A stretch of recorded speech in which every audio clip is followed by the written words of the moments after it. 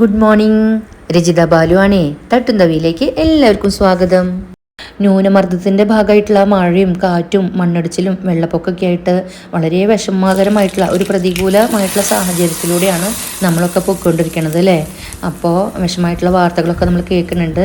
എന്നിരുന്നാലും നിങ്ങളൊക്കെ സേഫായിരിക്കും എന്ന് ഞാൻ വിശ്വസിക്കണേ. ഞാനിവിടെ സേഫാണ് കേട്ടോ. അപ്പോൾ കെയർഫുള്ളായിരിക്കണം. എല്ലാവർക്കും വേണ്ടി നമുക്ക് പ്രാർത്ഥിക്കാം. ഞാനിന്ന് ചെറിയൊരു മോരുകറിയുടെ റെസിപ്പിയാണ് കേട്ടോ ഷെയർ ചെയ്യണേ. നമുക്ക് നേരെ വീഡിയോയിലേക്ക് കിടക്കാം. വലിയൊരു മത്തങ്ങയായിരുന്നു കേട്ടോ ഇത്.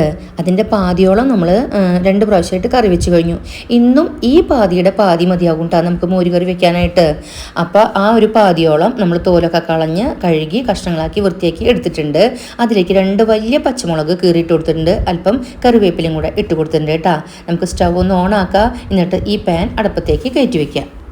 നമുക്ക് ഈ കഷ്ണങ്ങളിലേക്ക് എരിവിനാവശ്യമായിട്ടുള്ള 1/2 ടേബിൾ സ്പൂൺ മുളക് പൊടിയും 1/4 ടേബിൾ സ്പൂൺ കുരുമുളക് പൊടിയും അല്പം മഞ്ഞൾപ്പൊടിയും കൂടെ ചേർത്ത് 1 ഗ്ലാസ് വെള്ളം കൂടെ ഒഴിച്ച് ഇളക്കി ഒന്ന് മിക്സ് ചെയ്തിട്ട് ഇതിലേക്ക് ആവശ്യത്തിനുള്ള ഉപ്പും കൂടെ ചേർത്തതിന് ശേഷം വീണ്ടും 1/2 ഗ്ലാസ് വെള്ളം കൂടെ ചേർത്ത് ഒഴിച്ചു കൊടുക്കുക. അതായത് 1.5 ഗ്ലാസ് വെള്ളം ഈ കഷ്ണങ്ങളിലേക്ക് ഒഴിച്ച് ചേർക്കാമെന്നാട്ടാ ഉദ്ദേശിച്ചത്.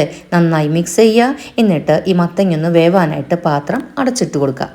പാത്രം അടച്ചും തുറന്നുമായിട്ട് വേണം നമ്മൾ മത്തങ്ങ വേവിച്ചെടുക്കാനായിട്ട്. ഒന്ന് നന്നായിട്ട് തിളച്ച് കഴിഞ്ഞാൽ ഫ്ലെയിം കുറച്ചിട്ട് കൊടുക്കുക കേട്ടോ. ഇതൊന്ന് വെന്ത് വരുമ്പോഴേക്കും നമുക്കിതിലേക്ക് ഒരു അരപ്പ് തയ്യാറാക്കാം. അപ്പോൾ അതിനായിട്ട് 1/4 കപ്പ് ചെരിക തേങ്ങയാണ് ഞാൻ എടുത്തിട്ടുള്ളത്. ആ തേങ്ങയിലേക്ക് അല്പം മഞ്ഞൾപ്പൊടി ചേർത്തിട്ടുണ്ട്. അതുപോലെ വലിയൊരു വെളുത്തുള്ളിയുടെ അല്ലി എടുത്തിട്ടുണ്ട്.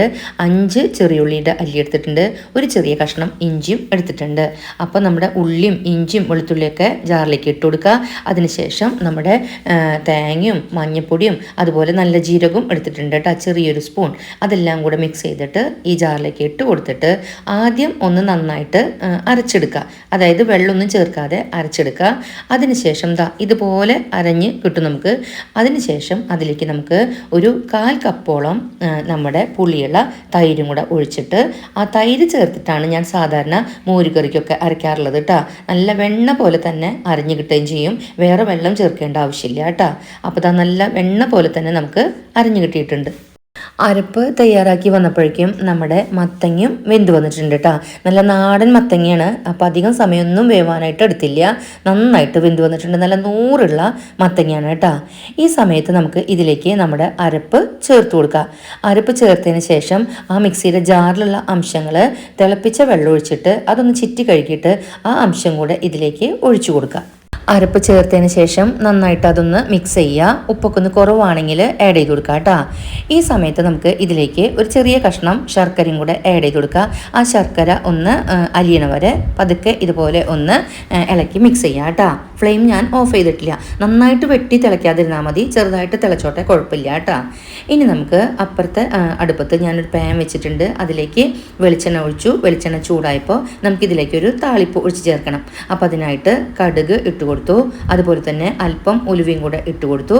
അതിനുശേഷം വറ്റൽമുളകും വേപ്പിലയും കൂടെ ഇട്ടിട്ട് അതെല്ലാം മൂത്ത് വന്നപ്പോൾ അത് നമുക്ക് ഈ കറിയിലേക്ക് ഒഴിച്ചു കൊടുക്കണം കേട്ടോ ചെയ്യണത്.